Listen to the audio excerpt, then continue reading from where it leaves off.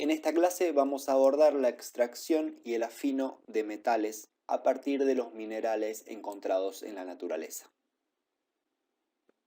En estas dos imágenes vemos la abundancia de los elementos químicos que existen en la Tierra y solo en la corteza de la Tierra, es decir, solo en la superficie. En toda la Tierra, incluida la superficie y el núcleo, tenemos que el elemento más abundante es el hierro, seguido del oxígeno, el silicio, el magnesio, el níquel, el calcio, el aluminio y el azufre.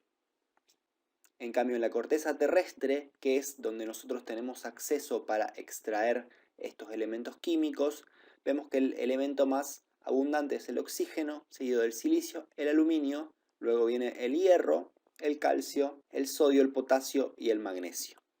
Entonces, el hierro es el elemento más abundante en toda la masa de la Tierra y el cuarto elemento más abundante en la corteza terrestre exterior.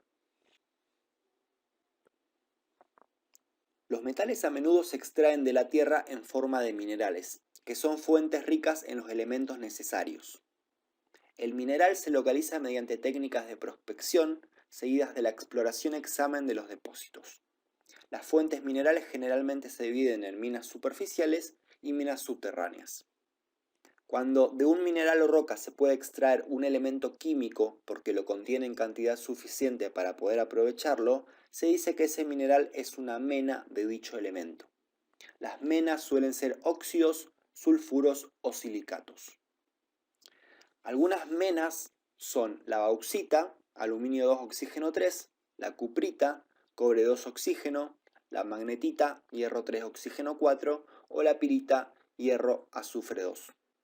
La ganga es una roca que se descarta al extraer la mena de un yacimiento de cierto mineral, por carecer de valor económico o ser demasiado costoso su aprovechamiento.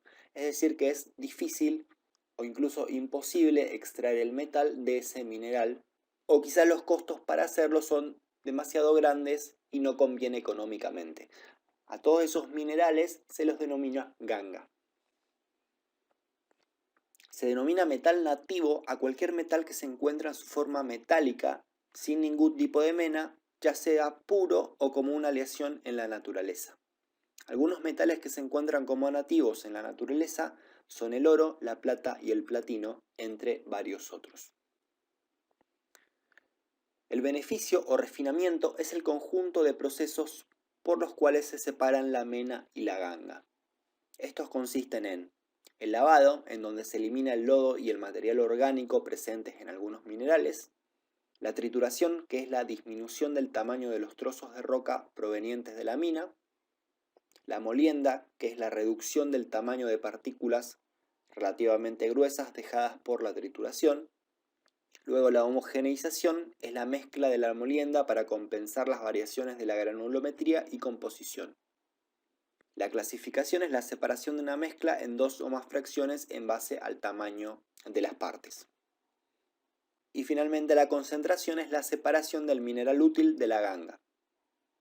Luego de realizar el beneficio, los elementos metálicos deben ser extraídos de la mena mediante procesos metalúrgicos. Los procesos para extraer los elementos metálicos de las menas pueden ser pirometalúrgicos, que son técnicas de obtención de metales que se realizan a altas temperaturas, ya sea para la reducción de óxidos como para el tratamiento térmico de sulfuros. Los procesos hidrometalúrgicos, que se encargan de la extracción de metales en medios acuosos. Y la electrometalurgia, que trata de la extracción y refinación de metales por el uso de corriente eléctrica. Metales como el zinc, el hierro y el cobre están presentes en minerales en forma de óxidos. Estos óxidos son calentados con carbono para extraer el elemento metálico de la mena, utilizando la afinidad que tiene el oxígeno con el carbono, que es muy alta. Recordemos que la afinidad es la capacidad de un elemento de combinarse con otro. En este proceso el mineral metálico pierde oxígeno y es reducido, mientras que el carbono gana oxígeno y es oxidado. Generalmente el elemento metálico queda con una concentración alta de carbono al final del proceso, y en la siderurgia, que es la metalurgia del hierro, a este producto se lo denomina arrabio, y es necesario extraerle el carbono para que el hierro pueda ser utilizado comercialmente. Un alto horno es un tipo de horno metalúrgico utilizado para producir metales industriales, generalmente a radio, pero también otros como plomo o cobre. En esta imagen de la izquierda tenemos un esquema simplificado de un alto horno. Una mezcla de mineral de hierro, coque, que es combustible sólido con alto contenido de carbono, y piedra caliza, que es utilizada como fundente, se suministran continuamente a través de la parte superior del horno, mientras que una ráfaga de aire caliente se insufla en la sección inferior del horno. Así, el material es calentado y las reacciones químicas tienen lugar en todo el horno a medida que el material cae hacia abajo, debido a que empieza a fundir en la parte inferior, que por supuesto está a más alta temperatura. Paulatinamente y a lo largo de todo el alto horno se van produciendo estas reacciones químicas en donde el mineral va perdiendo oxígeno y este se va combinando con el carbono formando monóxido de carbono, hasta que al final obtenemos hierro que funde y luego puede ser extraído en la parte inferior del alto horno. Así los productos finales suelen ser metal fundido y escoria extraídas de la parte inferior, como dijimos anteriormente, y gases residuales de combustión que salen por la parte superior del horno. Como el arrabio producido por el alto horno tiene un contenido de carbono relativamente alto, entre el 4 y el 5%, y generalmente contiene demasiado azufre, lo que lo hace muy frágil y de uso comercial limitado, es necesario bajar este contenido de carbono.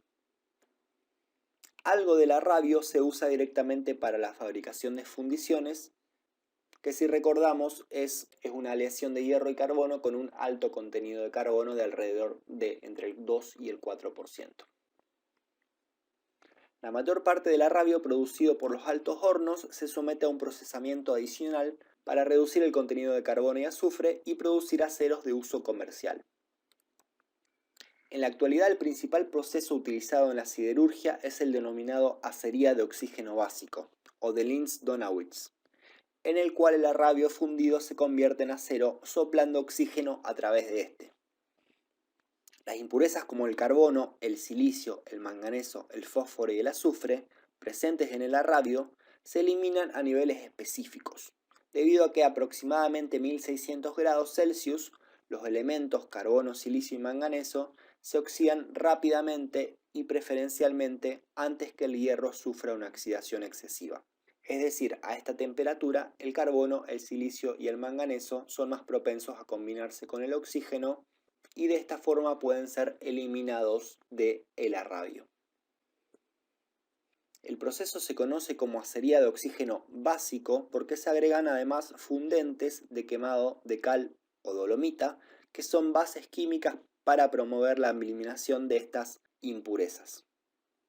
Aquí vemos un esquema simplificado del método de acería de oxígeno básico, en donde mediante una lanza introducida en el arrabio fundido se insufla oxígeno y de esta forma se forman gases y emulsiones de escoria que se van hacia arriba y por debajo queda el hierro refinado. Un horno de arco eléctrico es un horno que calienta el material cargado por medio de un arco eléctrico. Los hornos de arco industriales varían en tamaño desde unidades pequeñas de aproximadamente 1 tonelada de material hasta unidades de aproximadamente 400 toneladas. La fabricación de acero con horno de arco eléctrico se realiza a partir de chatarra metálica, hierro obtenido de reducción directa y también de arrabio para balancear químicamente la aleación. Al igual que en la fabricación de acero mediante acería de oxígeno básico, también se agregan fundentes para proteger el revestimiento del recipiente y ayudar a mejorar la eliminación de impurezas. La fabricación de acero con horno de arco eléctrico generalmente utiliza hornos con una capacidad de alrededor de 100 toneladas, que producen acero cada 40 a 50 minutos para su posterior procesamiento. Aquí tenemos un esquema simplificado en donde los electrodos están produciendo este arco eléctrico que produce el calentamiento y la fusión del material dentro de este horno revestido, por supuesto, con material refractario. Y finalmente vamos a ver un caso de electrometalurgia, en este caso para la producción del aluminio. El proceso Hall-Héroult es el principal proceso de obtención del aluminio. En este proceso, la alúmina aluminio 2, oxígeno 3, es disuelta dentro de una cuba electrolítica revestida interiormente de material refractario en un baño electrolítico con criolita fundida. La criolita es un compuesto químico de sodio, aluminio y flúor. La cuba actúa como cátodo, mientras que como ánodos se suelen utilizar unos electrodos de grafito. La reacción química total es la siguiente.